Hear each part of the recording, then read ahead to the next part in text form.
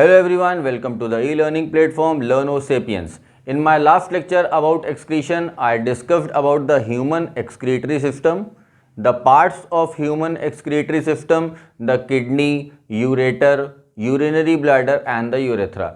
और उसके बाद मैंने आपको ये डायग्राम समझाया था। इसमें मैंने आपको इंटरनल स्ट्रक्चर ऑफ किडनी के बारे में बताया था कि किडनी अंदर से कैसी दिखती है, उसमें क्या क्या पार्ट्स प्रेजेंट होते हैं। और जहां पर मैंने वो पिछला लेक्चर अपना फिनिश किया था, अगर आपने लेक्चर मेरा नहीं देखा है वो तो एक बार देख लीजिएगा।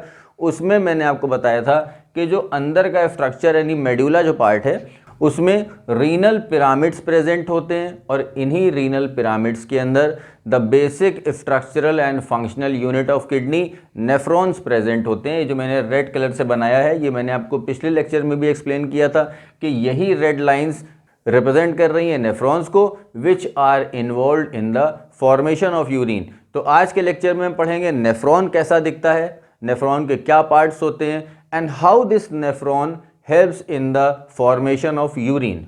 तो स्टार्ट करते हैं with the structure of nephron. सबसे पहले हम पढ़ेंगे कि नेफ्रॉन का स्ट्रक्चर कैसा होता है, उसके बाद हम पढ़ेंगे कि नेफ्रॉन में कैसे फंक्शनिंग होती है जिससे कि नेफ्रॉन यूरिन बनाता है। तो let's see the structure of nephron. Nephron का ये जो ऊपर का स्ट्रक्चर है जिसको मैंने लिखा हुआ है बोमेन्स कैप्सूल, ये जो स्ट्रक्चर है actually it is a glass like structure. Glass like structure मैं आपको एक डायग्राम बना के बता देता हूं। जैसे सपोज करिए ये ग्लास है, ठीक है, और ये उसका हैंडल है ग्लास का, ठीक है। इस तरह से कुछ ग्लास दिख रहा है, थोड़ा सा मॉडर्न टाइप का ग्लास है। तो ये वाला जो स्ट्रक्चर है इसको बोला जाता है नेफ्रॉन में बोमेन्स कैप्सूल, और फिर उसके नीचे ये हैंडल बना हुआ है, ठीक। तो अब उसको कंपेयर करते हैं। ये जो स्ट्रक्चर है, ये वाला structure is known as Bowman's capsule, जो कि इससे आप कंपेयर कर सकते हैं, ठीक। और जो उसके बाद नीचे का स्ट्रक्चर जो हैंडल आपको दिख रही हुई है, ये हैंडल है, ये ट्यूब लाइक स्ट्रक्चर, क्लियर। तो the upper swollen part of the nephron is known as Bowman's capsule, और फिर उसके नीचे जो ये पाइप दिख रहा है, ये पाइप आपको थोड़ा सा चौड़ा दिख रहा होगा, थोड़ा सा वाइड है, और फिर उसके बाद ये जो पाइप है थोड़ा सा थिन पाइप है, थोड़ी सी थिन ट्यूब है। तो this structure, this pipeline is known as proximal convoluted tubule, PCT भी इसको कहते हैं। बुक्स में आपके प्रॉक्सिमल कन्वोल्यूटेड ट्यूब्यूल लिखा होगा या फिर पीसीटी लिखा होगा। तो ये प्रॉक्सिमल कन्वोल्यूटेड ट्यूब्यूल, उसके बाद फिर ये पतली सी एक ट्यूब गई है यू शेप, देखिए यहाँ से शुरू हुई है ऐसे और यहाँ तक आई है, ये कहलाती है लूप ऑफ हेनले। फिर उसके बाद ये ट्यूब आगे से फिर वाइड हो गई है, दिस पार्ट, ये पूरा वाइड पार्ट है, यहाँ से लेकर यहाँ तक ये जो वाइड पार्ट है इसको बोलते हैं हम डिस्टल कन्वोल्यूटेड ट्यूब्यूल। और ये distal convoluted tubule collecting tubule में ओपन हो रही है। जब मैं आपको पिछले लेक्चर में ये वाला डायग्राम समझा रहा था तो उसमें मैंने कहा था कि जितने भी नेफ्रॉन्स होते हैं वो एक कॉमन डक्ट, कॉमन ओपनिंग से पिरामिड के बाहर ओपन होते हैं, ठीक है। तो ये जो कॉमन डक्ट, कॉमन ओपनिंग है, इसी को मैं बोल रहा हूं कलेक्टिंग ट्यूब्यूल। तो जितने भी नेफ्रॉन है उनका आखिरी पार्ट हो गया ये वाला, कौन सा, डिस्टल कन्वोल्यूटेड ट्यूब्यूल, जो कि यहां से शुरू हुआ यहां पे जाके खत्म हो गया। तो यहां पर जितने भी आपको नेफ्रॉन्स दिख रहे हैं इन सब का डिस्टल कन्वोल्यूटेड ट्यूब्यूल यानी कि ये वाला पार्ट, ये सब के सब एक कॉमन ओपनिंग में ओपन होंगे जिसको कि हम बोलते हैं कलेक्टिंग ट्यूब्यूल या कलेक्टिंग डक्ट। और वो कलेक्टिंग ट्यूब्यूल यहाँ पर आके सब ओपन हो जाएगी और इस तरह से हर एक रीनल पिरामिड के नेफ्रॉन्स कलेक्टिंग ट्यूब्यूल में ओपन होंगे। कलेक्टिंग ट्यूब्यूल से वो रीनल पेल्विस में और फिर वो यूरेटर से यूरिनरी ब्लैडर में ओपन हो जाएंगे। तो ये तो मैंने आपको बताया था पार्ट्स ऑफ नेफ्रॉन्स की। जो सबसे ऊपर का पार्ट है उसको हम बोलते हैं बोमेन्स कैप्सूल, उसके बाद फिर प्रॉक्सिमल कन्वोल्यूटेड ट्यूब्यूल, फिर यू शेप स्ट्रक्चर है, काफ़ी पतली सी पाइपलाइन है, इसको बोलते हैं लूप ऑफ हेनले, और फिर थोड़ा सा और वाइड एरिया बनता है, ये कहलाता है डिस्टल कन्वोल्यूटेड ट्यूब्यूल। और जितने भी डिस्टल कन्वोल्यूटेड ट्यूब्यूल हैं ये सब एक कॉमन ओपनिंग, कॉमन पाइप में ओपन होते हैं, कॉमन डक्ट में ओपन होते हैं, जिसको कि हम बोलते हैं कलेक्टिंग ट्यूब्यूल या कलेक्टिंग डक्ट। अब हम पढ़ेंगे कि नेफ्रॉन में ये जो फिजियोलॉजी ऑफ यूरिन फॉर्मेशन है, यानी कि नेफ्रॉन के अंदर ये जो यूरिन का फॉर्मेशन होता है, यूरिन बनता है फ्रॉम द ब्लड, कि how this nitrogenous waste along with excess of water along with toxic waste is filtered out from the blood into the nephron। तो अब हम जो नेक्स्ट टॉपिक पढ़ने जा रहे हैं that is about the physiology of urine formation. तो urine formation की फिजियोलॉजी समझने के लिए थोड़ा सा आपको मेरे पिछले लेक्चर पे फिर से एक बार ध्यान देना पड़ेगा। मैंने आपको बताया था कि किडनी के अंदर रीनल आर्टरी आती है और ये रीनल आर्टरी किडनी के अंदर आने के बाद ब्रांच कर जाती है और ब्रांच होने के बाद ये ब्रांच हर एक नेफ्रॉन में जाती है। ये जो ब्लड आ रहा है किडनी के अंदर थ्रू द रीनल आर्टरी, ये हर एक नेफ्रॉन में ये इसकी ब्रांच जाएगी and that branch entering into each and every nephron is known as afferent arteriole. तो ये देखिए एफेरेंट आर्टीरियोल ये रीनल आर्टरी से आ रही है। Afferent arteriole is coming from renal artery entering into the Bowman's capsule. ये बोमेंस कैप्सूल है, इसके अंदर ये एफेरेंट आर्टीरियोल एंटर कर रही है। एंटर करते ही जैसे ही ये एफेरेंट आर्टीरियोल बोमेंस कैप्सूल के अंदर आएगी, ये बहुत फाइन कैपिलरीज में, बहुत फाइन ब्लड वेसल्स में डिवाइड कर जाएगी, ठीक है। और इस स्ट्रक्चर को बोला जाता है ग्लोमेरुलस। तो ग्लोमेरुलस क्या है? ग्लोमेरुलस वो नेटवर्क ऑफ ब्लड वेसल्स है, the fine network of blood vessels form by efferent arteriole inside the Bowman's capsule, ठीक। अब ये सब ब्रांच कर जाएगा टू फॉर्म द ग्लोमेरुलस और फिर ये सारी ब्रांचेस फिर से कनेक्ट होंगी, फिर से कंबाइन होगी और बोमेंस कैप्सूल से बाहर निकल जाएंगी। देखिए बाहर निकलते हुए मैंने दिखाया है। तो ये बोमेंस कैप्सूल से निकल जाएगी, जो निकल रही है ब्लड वेसल उसको हम बोलते हैं इफेरेंट आर्टीरियोल। तो ये पॉइंट याद रखिएगा, आपके क्लास 10 में बहुत काम आने वाला है कि बोमेंस कैप्सूल के अंदर जो ब्लड वेसल आती है उसको क्या बोलते हैं? Efferent arteriole. और बोमेंस कैप्सूल को जो लीव करती है ब्लड वेसल उसको क्या बोलते हैं? That is known as efferent arteriole.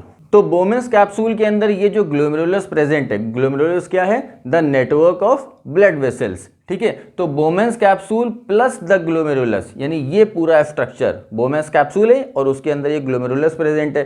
तो ये पूरा structure is known as Malpighian capsule. Malpighian capsule क्या है? कुछ नई चीज नहीं है, सिर्फ बोमेंस कैप्सूल और ग्लोमेरुलस को मिलाकर एक नया नाम दिया गया है।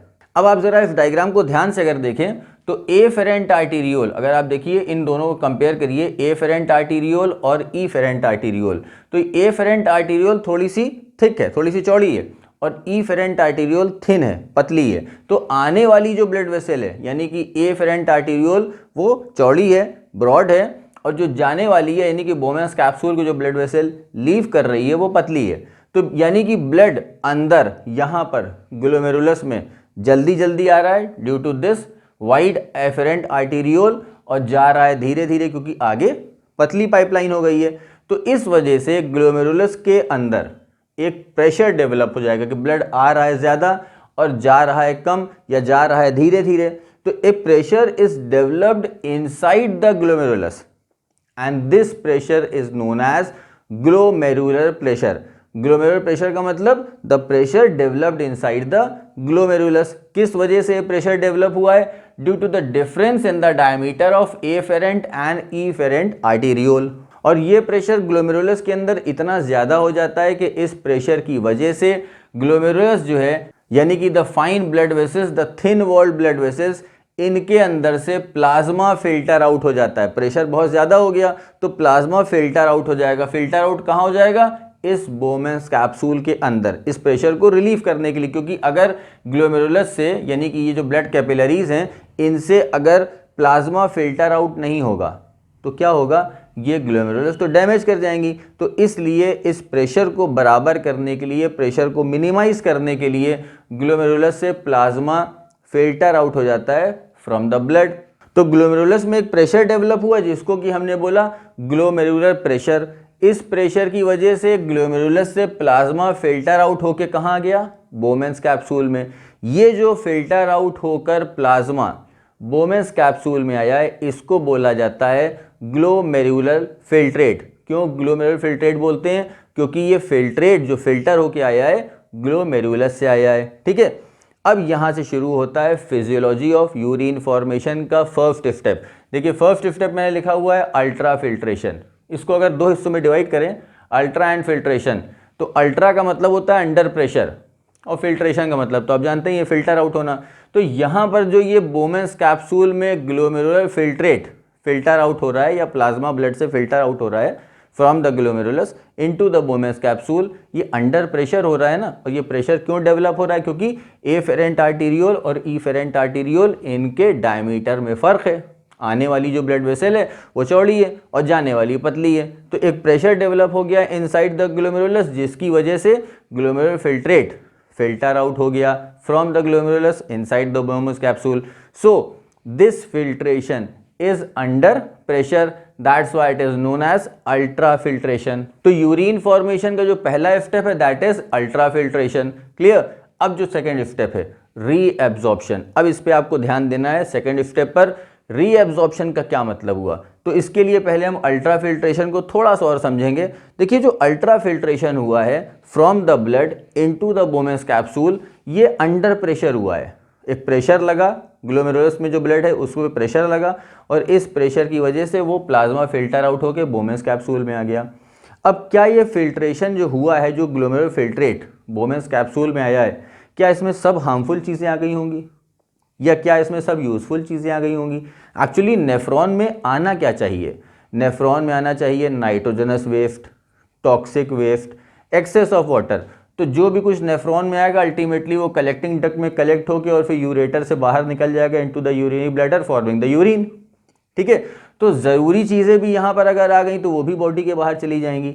बट यहाँ पर जो फिल्ट्रेशन हो रहा है वो इस चीज़ को देख के नहीं हो रहा है कि यूजफुल सब्सटेंस फिल्टर आउट होने चाहिए या हार्मफुल सब्सटेंस फिल्टर आउट होने चाहिए। फिल्ट्रेशन तो एक प्रेशर की वजह से हो रहा है, तो प्रेशर लगा और प्लाज्मा फिल्टर हो गया। अब इस प्लाज्मा में यूजफुल चीज़ें भी आ जाएंगी नेफ्रॉन के अंदर और हार्मफुल चीज़ें भी आ जाएंगी। Now the most important thing is कि जो यूजफुल चीज़ें नेफ्रॉन में आ गई हैं उनको क्या किया जाए? वापस ब्लड में भेजा जाए, क्योंकि यूजफुल चीज़ें बॉडी से बाहर निकल जाएंगी फिर।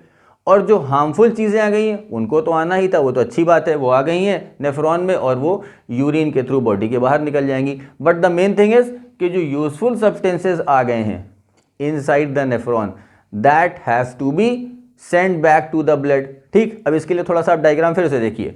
ये जो इफेरेंट आर्टीरियोल बाहर निकल रही थी फ्रॉम द ग्लोमेरुलस, अभी ये बाहर नहीं निकली है किडनी के, अभी इसने क्या किया, देखिए पीछे से आई है ऐसे बोमेस कैप्सूल के और पूरे नेफ्रॉन में घूमते हुए तब ये बाहर निकली है और तब ये रीनल वेन बन के बाहर निकलेगी। ठीक है, तो ये पूरे नेफ्रॉन का एक बार चक्कर जरूर लगाती है। इफेरेंट आर्टीरियोल डायरेक्ट बाहर नहीं निकलती है, तो इसने चक्कर क्यों लगाया है? सिर्फ इसलिए लगाया है कि नेफ्रॉन में जो भी यूजफुल सब्सटेंसेस आ गए हैं, जो फिल्टर हुआ था ना प्रेशर से, अल्ट्रा फिल्ट्रेशन, उस प्रेशर की वजह से जो भी ज़रूरी चीज़ें, यूजफुल चीज़ें बॉडी के लिए जो रिक्वायर्ड हैं, वो जो भी अगर नेफ्रॉन में आ गई हैं तो वो रीएब्जॉर्ब हो जाएं।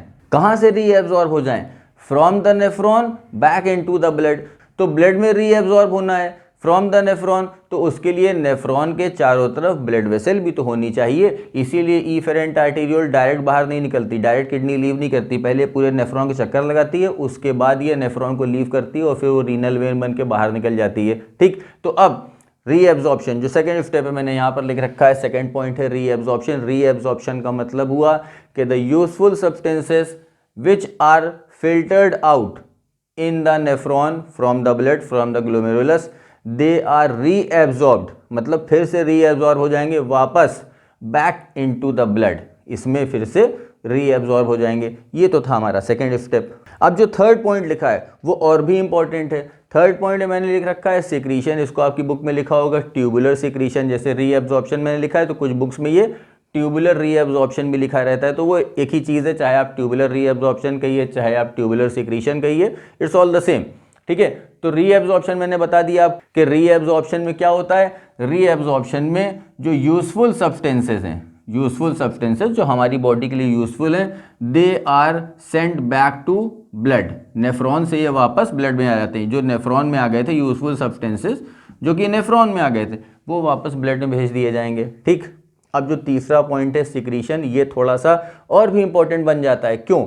देखिए, जिस तरह से मैंने कहा कि यहाँ पर ग्लोमेरुलस में जो फिल्ट्रेशन हुआ था उसमें ये देखकर फिल्ट्रेशन नहीं हुआ था कि यूजफुल सब्सटेंसेस फिल्टर आउट होने हैं या हार्मफुल सब्सटेंसेस फिल्टर आउट होने हैं, तो गलती से यूजफुल सब्सटेंसेस यहाँ पर फिल्टर आउट हो सकते हैं, तो उनको वापस भेज दिया गया इन द रीएब्जॉर्प्शन प्रोसेस।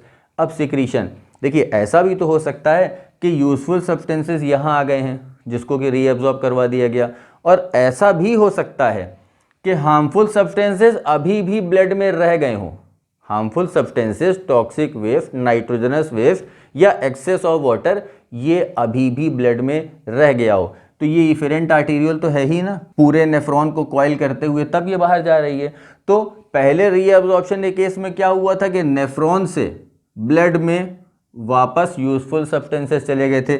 ये कौन सा पॉइंट था? आर, रीएब्जॉर्प्शन था। ठीक, नेफ्रॉन से यूजफुल सब्सटेंसेस ब्लड में चले गए थे। और मैंने भी क्या बताया कि हो सकता है कुछ harmful substances, nitrogenous waste, toxic waste या एक्सेस ऑफ वाटर, ये ब्लड में अभी भी रह गया हो, फिल्टर आउट ना हो पाया हो पूरी तरह से। तो अब क्या होगा? सिक्रीशन। सिक्रीशन में क्या होता है? ब्लड में जो भी हार्मफुल सब्सटेंसेस अभी भी बच गए हैं वो वापस नेफ्रॉन में आ जाते हैं, यानी कि सिक्रीशन। तो व्हाट इज सिक्रीशन? सिक्रीशन का मतलब है ब्लड में जो भी हार्मफुल सब्सटेंसेस बच गए हैं, प्रेजेंट हैं, उनको क्या किया जाएगा? नेफ्रॉन में वापस भेज दिया जाएगा। तो यहाँ पर आप देखिए सिक्रीशन में ब्लड से नेफ्रॉन में जा रहा है, रीएब्जॉर्प्शन में क्या हो रहा था? नेफ्रॉन से ब्लड में जा रहा था। रीएब्जॉर्प्शन में जो यूजफुल सब्सटेंसेस थे उनको नेफ्रॉन से ब्लड में भेजा जा रहा था, और सिक्रीशन में क्या हो रहा है? जो हार्मफुल सब्सटेंसेस ब्लड में बचे रह गए हैं उनको वापस नेफ्रॉन में भेजा जा रहा है। ये हार्मफुल सब्सटेंसेस टॉक्सिक वेस्ट हो सकते हैं, नाइट्रोजनस वेस्ट होते हैं, और एक्सेस ऑफ वाटर होता है। अब एक्सेस ऑफ वाटर का क्या मतलब होता है? मैंने अभी जब आपको ये पूरा प्रोसेस समझा रहा था तो उसमें एक्सेस ऑफ वाटर वर्ड जो है ये कई बार बोला है। एक्सेस ऑफ वाटर का मतलब होता है जो वाटर हमारी बॉडी के लिए रिक्वायर्ड नहीं है। तो इस तरह से देखा जाए तो नेफ्रॉन के दो फंक्शन हो गए। पहला फंक्शन तो ये हो गया कि टॉक्सिक वेस्ट या नाइट्रोजनस वेस्ट ये हमारी बॉडी से रिमूव करता है, और जो दूसरा इसका इंपॉर्टेंट फंक्शन है वो है regulation of water in our body. हमारी बॉडी में वाटर के अमाउंट को रेगुलेट करता है। अगर हमारी बॉडी में वाटर ज़्यादा हो गया है तो वो नेफ्रॉन के थ्रू यूरिन के फॉर्म में बॉडी से बाहर रिलीज हो जाएगा, और अगर हमारी बॉडी में वाटर मॉडरेट अमाउंट में है या कम अमाउंट में है तो पानी उतना ही कम यूरिन के फॉर्म में रिलीज होगा। ठीक है, सपोज करिए ड्यूरिंग समर्स में हम पानी ज़्यादा पीते हैं, गर्मी के मौसम में हम पानी बहुत ज़्यादा पीते हैं, बट वो पानी का होता क्या है? वो पानी स्वेट के फॉर्म में बॉडी से बाहर लगातार निकलता रहता है। तो जब पानी बॉडी के बाहर लगातार निकलता रहता है तो हमारी बॉडी में वैसे ही पानी की कमी रहती है। गर्मी के मौसम में हमारी बॉडी में पानी की कमी वैसे ही रहती है, चाहे हम जितना पानी पी ले हमें प्यास लगती रहती है, स्वेटिंग होती रहती है, वाटर लॉस होता रहता है। तो उस कंडीशन में यानी कि गर्मी के मौसम में जो यूरिन का अमाउंट है वो कम हो जाता है, क्योंकि ऑलरेडी पानी जो है वो लॉस हो रहा है इन फॉर्म ऑफ स्वेट, तो इसलिए यूरिन का अमाउंट गर्मी के मौसम में कम हो जाता है। अब आप कंपेयर करिए जाड़े के मौसम से इसको। जाड़े के मौसम में हम पानी कम पीते हैं, ठीक है, बट जितना भी पानी पीते हैं वो बॉडी में रहता है और स्वेटिंग तो होती नहीं है, तो पानी किसी भी तरह से बॉडी के बाहर लॉस नहीं हो पाता है।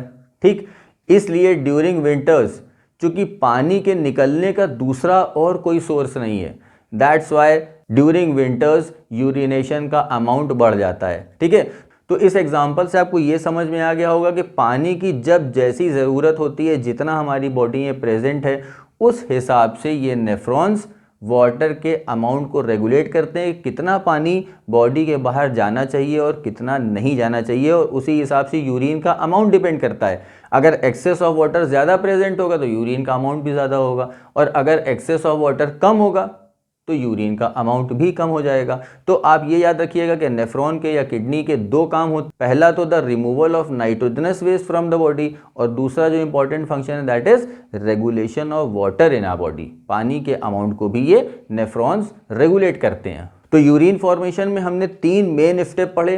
पहला था अल्ट्रा फिल्ट्रेशन, यानी कि filtration under pressure. Filtration under pressure का मतलब मैंने आपको बताया था कि प्रेशर की वजह से, प्रेशर कैसे बना था कि जो एफेरेंट आर्टीरियोल है वो वाइड है और ईफेरेंट आर्टीरियोल वो थिन होती है, उसका ल्यूमेन नैरो होता है, जिसकी वजह से ग्लोमेरुलस में प्रेशर डेवलप हो जाता है, known as glomerular filtration pressure. और इस प्रेशर की वजह से कुछ अमाउंट ऑफ प्लाज्मा फिल्टर हो जाता है, कहाँ पर? In this Bowman's capsule known as glomerular filtrate. अभी जो फिल्ट्रेट फिल्टर आउट हुआ है इसमें यूजफुल, हार्मफुल सब तरह का फिल्टर हो गया है। क्योंकि फिल्ट्रेशन ये देख के तो हुआ नहीं था कि किसको फिल्टर करना है, यूजफुल सब्सटेंस फिल्टर करना है या हार्मफुल सब्सटेंस फिल्टर करना है। वो तो प्रेशर लगा तो सबके सब फिल्टर आउट हो गए, तो वाटर भी फिल्टर आउट हो गया, ग्लूकोज भी फिल्टर हो गया, आयंस भी फिल्टर आउट हो गए, हार्मफुल सब्सटेंस भी फिल्टर आउट हो गए, टॉक्सिक वेस्ट भी आ गया। और इसी सब को चेक करने के लिए बाकी के 2 स्टेप होते हैं, रीएब्जॉर्प्शन और सिक्रीशन। रीएब्जॉर्प्शन का मतलब होता है जो यूजफुल सब्सटेंसेस, ज़रूरी सब्सटेंसेस ब्लड से आ गए हैं इनटू द नेफ्रॉन, नेफ्रॉन में जो आ गए हैं यूजफुल सब्सटेंसेस, उनको वापस ब्लड में भेज दिया जाए। और सिक्रीशन का मतलब ब्लड में अभी भी अगर कुछ हार्मफुल सब्सटेंस रह गया है तो वो वापस नेफ्रॉन में आ जाए। तो अल्ट्रा फिल्ट्रेशन यहाँ पर हो गया, ठीक है। अब देखिए रीएब्जॉर्प्शन, रीएब्जॉर्प्शन का मतलब नेफ्रॉन से वापस कहाँ, बैक इनटू द ब्लड। कौन सी चीज़ जा रही है, यूजफुल सब्सटेंसेस। और हार्मफुल सब्सटेंसेस जो ब्लड में अभी भी बच गए हैं वो सिक्रीशन से वापस कहाँ आ जाएंगे, इनटू द नेफ्रॉन। और अल्टीमेटली ये तीनों प्रोसेसेस होने के बाद यहाँ पर जो भी चीज़ आएगी डीसीटी से होते हुए, जो डीसीटी लास्ट पार्ट है नेफ्रॉन का, वहाँ से होते हुए कलेक्टिंग ट्यूब्यूल में जो फाइनल प्रोडक्ट यहाँ पे फॉर्म हो रहा है उसी को हम बोलते हैं यूरिन। तो जितने भी नेफ्रॉन्स एक रीनल पिरामिड में प्रेजेंट हैं वो सब यूरिन के फॉर्मेशन में हेल्प करते हैं। और ये सारा urine from all the nephrons it is collected in the collecting tubule या कलेक्टिंग डक्ट। और ये कलेक्टिंग डक्ट कहाँ ओपन होती है, इनटू द रीनल पेल्विस। और रीनल पेल्विस से ureter, from the ureter into the urinary bladder where the urine is temporarily stored. और फिर वहाँ से यूरेथ्रा के through this urine is remove from a body. So this was all about the structure of nephron and the process of urine formation. In the coming lectures, I'll be discussing some more important topics related to this chapter. So stay tuned. Thank you.